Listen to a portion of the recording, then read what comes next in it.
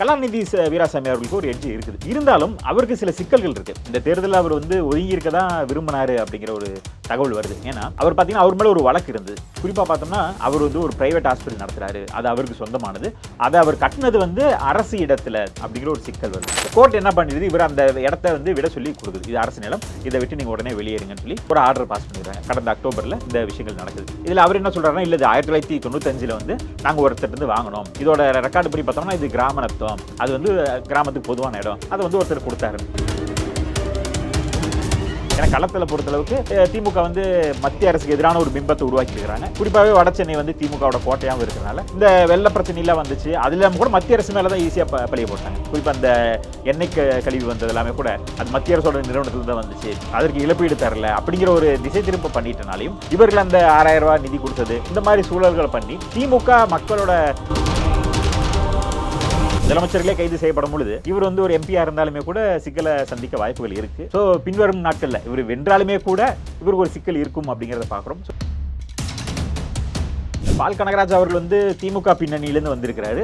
சமீபத்தில் பாஜக இணைந்ததுமே அவருக்கு மாநில துணைத் தலைவர் பதவி கொடுக்கப்பட்டது. அவர் குறிப்பா ஒரு நாடார் சமுதாயத்தை சார்ந்தவர் அப்படிங்கிறாங்க. கலாநிதி வீராசாமியை பொறுத்தளவுக்கு ஒரு நாயுடு சமுதாயத்தை சார்ந்தவர். ஸோ நாயுடு வெர்சஸ் நாடார் அப்படிங்கிற அந்த ஒரு அரசியல் நிச்சயமா சமுதாய பின்னணி, அப்புறம் பொருளாதார பின்னணி, அப்புறம் மக்கள்கிட்ட நீண்ட நாட்களாக தொடர்பில் இருக்கக்கூடியவர்கள் அப்படி பார்க்கும்போது 3 பேருமே டஃப் தான். ஏன்னா இப்போ புது வேட்பாளர்கள் இல்லை. நம்ம சொன்ன மாதிரி 3 பேரோட பின்னணி பார்க்கும்பொழுது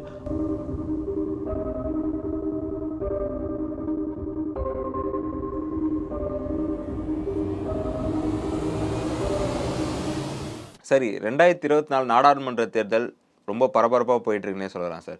இதன் அடிப்படையில் வட சென்னையில் போட்டியிடக்கூடிய திமுக சார்பாக கலாநிதி வீராசாமி போட்டியிட போகிறாங்க. பாஜக சார்பாக பால் கனகராஜ் போட்டியிட போகிறாங்க. அதிமுகவில் ராயபுரம் மனோ போட்டியிட போகிறாங்க. இவர்களுடைய கள நிலவரம் எப்படி சார் இருக்கு? குறிப்பாக பார்த்தோம்னா 2024 நாடாளுமன்ற தேர்தல் சூடு பறக்க போய்கிட்டு இருக்கு. ரொம்ப குறுகிய நேரம் தான்.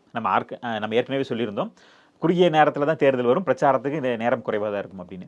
அதனால திமுக ரொம்பவே முன்கூட்டியே இருந்தாங்க. அந்த கூட்டணியை ஒருங்கிணைக்கிறதா இருக்கட்டும், இல்லை எந்தெந்த தொகுதிங்கிறது எல்லாமே ஓரளவுக்கு ரேஸில் முந்திட்டாங்க அப்படிங்கிறத பார்க்குறோம். குறிப்பாக வேட்பாளர்கள் தேர்வுலையுமே ஏற்கனவே இருந்த முக்கியமான வேட்பாளர்கள் எல்லாமே ஸ்டார் கேண்டிடேட்ஸ் அப்படின்னு சொல்லக்கூடியவங்க. அதில் ஒரு தொகுதி தான் வட சென்னை. குறிப்பாக வட சென்னை திமுகவோட கோட்டை, அதை நம்ம மறுக்கிறதுக்கே இல்லை. கிட்டத்தட்ட 16 தேர்தல், நாடாளுமன்ற தேர்தல் எடுத்தோம்னா 16 தேர்தல்கள் நம்ம கணக்கு வச்சோம்னா அதில் கிட்டத்தட்ட 11 தேர்தலுக்கு மேலே திமுக தான் வென்றிருக்கு. அதுலேயும் 2 தேர்தல் திமுக இல்லாத தேர்தல். அதாவது 1952 1957 இந்த 2 தேர்தலில் திமுக இல்லை. அவர்கள் 1967 முதல் முறையாக அதில் களம் காண்றாங்க. அப்போ இருந்தே இவர்கள் வெற்றியை தக்க வச்சுட்டு வராங்க அப்படிங்கிறத பார்க்கலாம். முதல் 1967 தேர்தலே முதல்ல இவர்கள் வெற்றியை தக்க வைக்கிறாங்க. நாஞ்சில் மனோகரன் அவர்கள் ஜெயிக்கிறார். அதுக்கப்புறம் மீண்டும் அவரே மறுபடியும் ஜெயிக்கிறார் 71. பிறகு அவர் அதிமுகவுக்கு போகிறார். அப்போ 1977 எம்ஜிஆர் அவர்கள் அதிகாரத்துக்கு வரார். அந்த நேரத்துலையுமே கூட 77, 1980, 1984 தொடர்ந்து 3 தேர்தலையுமே எம்ஜிஆர் அவர்கள் இருக்கும் பொழுதுமே கூட இந்த தொகுதியை திமுக தக்க வைக்குது. அப்போ எம்ஜிஆர் அவர்கள் கூட திமுகவை வீழ்த்த முடியாத ஒரு கோட்டையாக தான் வடசென்னை இருந்திருக்குது. அப்புறம் நீண்ட நாட்கள் போகும்போது 1989, 1991 தேர்தலில் பார்த்தோம்னா காங்கிரஸும் அதிமுகவும் கூட்டணி வைக்கும்போது மட்டும் காங்கிரஸ் வென்றிருக்குது. 2 முறை திமுக தோற்றுருக்குது. ஸோ இதுதான் இந்த தொகுதியோட வரலாறு. 16 தேர்தலில் 2 தேர்தலில் திமுக நிற்கலை, 2 தேர்தலில் திமுக தோற்றுருக்கு. இது 16வது இதோட வரலாறு. குறிப்பாக பார்த்தோம்னா 2014 அதிமுக ஒரு தடவை ஜெயிச்சிருக்குது இந்த 16 தேர்தலில். அது 2014 ஒரு மிகப்பெரிய அலை அடிச்சது. திமுக எதிரான ஒரு அலை கம்ப்ளீட்டாக அதிமுக ஸ்வீப் பண்ணிச்சு அப்படிங்கிறத பார்க்குறோம். திமுகவும் படுதோல்வி அடைஞ்சது. ஆனால் அதை தாண்டி பார்த்தோம்னா வட சென்னை இன்னும் அவர்கள் கோட்டையாக தான் இருக்குது. கடந்த சட்டமன்ற தேர்தலில் பார்த்தோம்னா கூட 6 தொகுதியுமே, அந்த நாடாளுமன்ற தொகுதி வட சென்னைக்குள்ள இருக்கக்கூடிய அந்த 6 சட்டமன்ற தொகுதியுமே திமுக தான் ஸ்வீப் பண்ணியிருக்கு அப்படிங்கிறத பார்க்குறோம். ஸோ போன தடவை பார்த்தோம்னா அதிமுக, பாஜக, தேமுதிகலாம் கூட்டணியில் இருந்துமே கூட ரொம்ப மோசமான தோல்வியை அடைஞ்சிருக்காங்க. கலாநிதி வீராசாமி அவர்கள் மிகப்பெரிய ஒரு ஓட்டு வித்தியாசத்தில் ஜெயிச்சிருக்காரு. ஸோ இயல்பாகவே அப்போ வட சென்னை அப்படின்னாலே நம்ம திமுகவோட கோட்டை, அதனால இந்த திமுக வெளில தான் வாய்ப்புகள் அதிகமாக இருக்கு. இப்போ வேட்பாளர்கள் தேர்வுலையும் பார்த்தோம்னா கலாநிதி வீராசாமி ஏற்கனவே வேட்பாளராக அதிக ஓட்டில் வென்றவர், பாரம்பரியமிக்க குடும்பத்தில் வந்திருக்கிறாரு.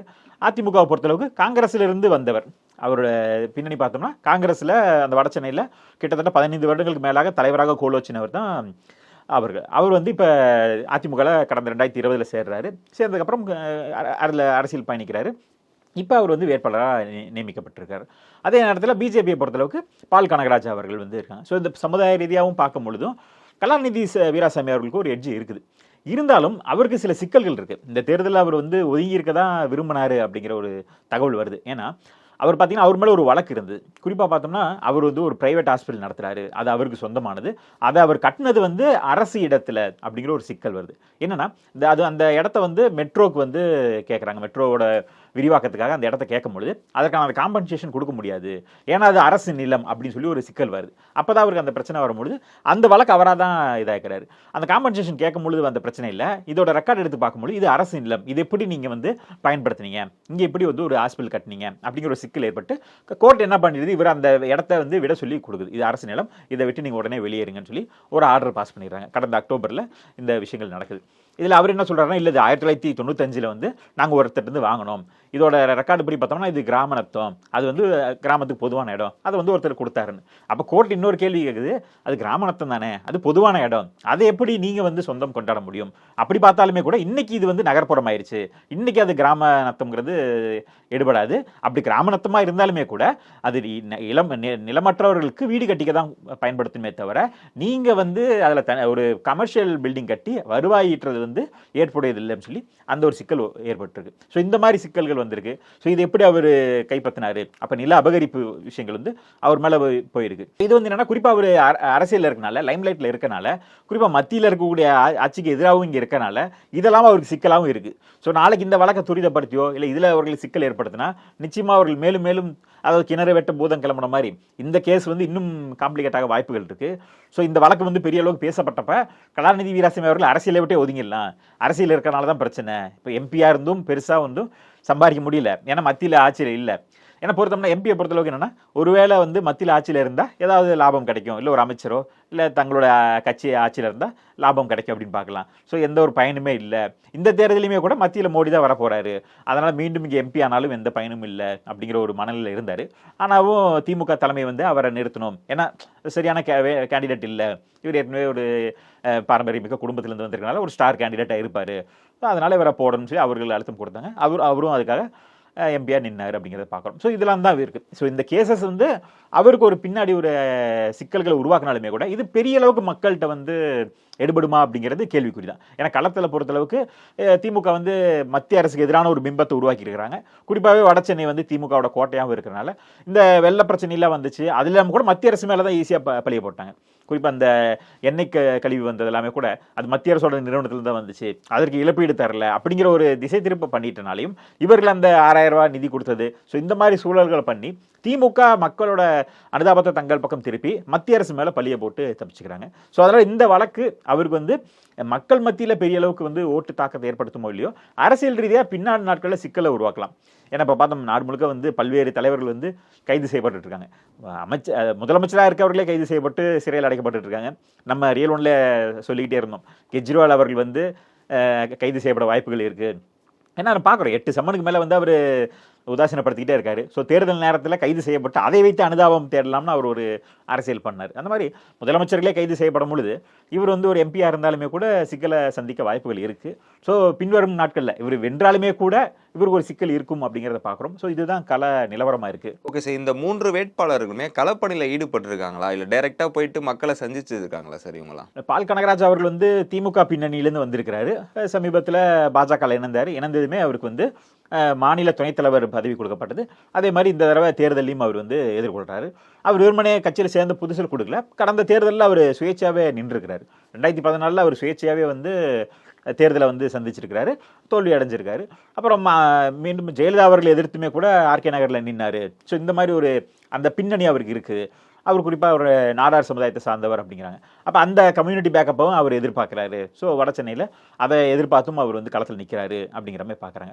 ஸோ கலாநிதி வீராசாமியை பொறுத்தளவுக்கு அவர் நாயுடு சமுதாயத்தை சார்ந்தவர். ஸோ நாயுடு வெர்சஸ் நாடார் அப்படிங்கிற அந்த ஒரு அரசியல் வந்து அந்த ஜாதி ரீதியான அரசியலும் அவர்கள் கையில் எடுக்கிறாங்க அப்படிங்கிறத பார்க்குறோம். ஸோ பால் கனகராஜ் அவர்கள் வந்து களத்தில் இருக்கிறாரு, வட சென்னையை சார்ந்தவர் அப்படிங்கிறப்ப அந்த களத்தோட களமாக பல இதில் செஞ்சிருக்கிறாரு. அங்கே அவர் வழக்கறிஞராக இருந்து பல பேருக்கு அந்த கேசஸ்லாம் உதவி செஞ்சிருக்கிறார் அப்படிங்கிறப்ப அந்த ஒரு பின்னணியை வைத்து அவர் வந்து அங்கே ஓட்டு தேடி போகிறாரு. ஸோ 2 பக்கமுமே வந்து ஒரு ஈக்குவல் இதாக இருக்கும். இவர் ராயபுரம் மனோ அவர்களை பொறுத்தளவுக்கும் அவர் அடைமொழியோடய இருக்கார். ராயபுரம் மனோ அப்படின்னு அந்த வட சென்னை பகுதியை சார்ந்த ராயபுரத்துலேருந்து வரனால அந்த அடைமொழியோடையும் அந்த மக்களோட மக்களாக இருக்கிறாரு. காங்கிரஸ்லையும் நீண்ட நாட்களாக வந்து தலைவராக இருந்த ஒரு பாரம்பரியம் இருக்குது. ஸோ காங்கிரஸ் வந்து ஆரம்ப காலத்திலிருந்து ஒரு செல்வாக்காக இருந்த பகுதி. 2 முறை காங்கிரஸ் அங்கே வென்றிருக்கு அதிமுக கூட்டணியில் வென்றிருக்கணும்னு சொல்லியிருக்கோம். ஸோ அதனால் அந்த செல்வாக்கு அங்கே இருக்குது. ஸோ காங்கிரஸும் திமுகவும் இன்னைக்கு ஒரு சேர நிற்கும்போது அது திமுகவுக்கு ஒரு எட்ஜ் எடுத்தாலுமே கூட இவர் அங்கேருந்து வந்த ஒரு சூழலில் அதிமுகவில் அவர் களம் காண்றாரு. ஸோ எப்படி இருக்க போகுதுங்கிறது மக்களோட மனநிலை, இன்னும் இந்த பிரச்சாரங்கள் எப்படி இருக்க போகுதுங்கிறத பொறுத்து இருக்கு. இன்னைக்கு பொறுத்தளவு கலாநிதி வீராசாமிக்கு ஒரு எட்ஜில் இருக்கிறார் அப்படிங்கிற மாதிரி நம்ம பார்க்கலாம். ஓகே சார், இந்த வட சென்னை தொகுதியில் 3 பேர்ல யாருக்கு வெற்றி வாய்ப்பு அதிகமாக இருக்குன்னு நினைக்கிறீங்க? நிச்சயமா சமுதாய பின்னணி, அப்புறம் பொருளாதார பின்னணி, அப்புறம் மக்கள்கிட்ட நீண்ட நாட்களாக தொடர்பில் இருக்கக்கூடியவர்கள் அப்படின்னு பார்க்கும்பொழுது 3 பேருமே டஃப் தான். ஏன்னா இப்போ புது வேட்பாளர்கள் இல்லை. நம்ம சொன்ன மாதிரி 3 பேரோட பின்னணி பார்க்கும்பொழுது ஒருத்தர் காங்கிரஸ்லேருந்து அதிமுகவுக்கு வந்தவர், ஒருத்தர் ஏற்கனவே திமுகவில் இருந்தவர், சுயேட்சையாகவும் களம் கண்டவர், மக்களோட மக்களாக இருந்தவர். ஏன்னா ஒரு வழக்கறிஞராகவும் அந்த வட சென்னை பகுதியில் வந்து பார்த்தீங்கன்னா நிறைய சிக்கல்களுக்கு சந்திப்பாங்க மக்கள். ஏன்னா வட சென்னைனாலே ஒரு நொட்டோரியஸ் பீப்புள் இருக்கக்கூடிய இடம் அப்படிங்கிற மாதிரி ஒரு சூழல் இருக்குது. படங்கள்லேயே பார்த்தோம்னாலுமே வட சென்னை மக்கள்னாலே ரவுடிசம் பண்ணுறது, இந்த கேங் வார் பண்ணுறது, இந்த மாதிரி இல்லீகல் விஷயங்கள் பண்ணுறது அப்படிங்கிற ஒரு சூழல் இருக்குது. ஏன்னா அது முன்னாடி வந்து மக்கள் குடியேறின பகுதிகள் இன்றைக்குமே வந்து வட சென்னை வந்து பார்த்தீங்கன்னா இன்னும் டெவலப் ஆகாமல் தான் இருக்குது. இன்னும் மோசமான சூழல் இருக்குது.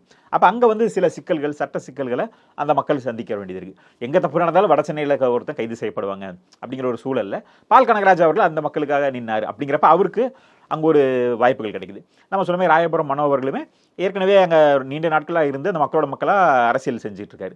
கலாநிதி வீராசாமி பொறுத்தளவுக்கு பாரம்பரியமிக்க குடும்பம். போன முறை ஒரு 5 ஆண்டுகளாக அவர் எம்பியாக இருந்திருக்கிறாரு.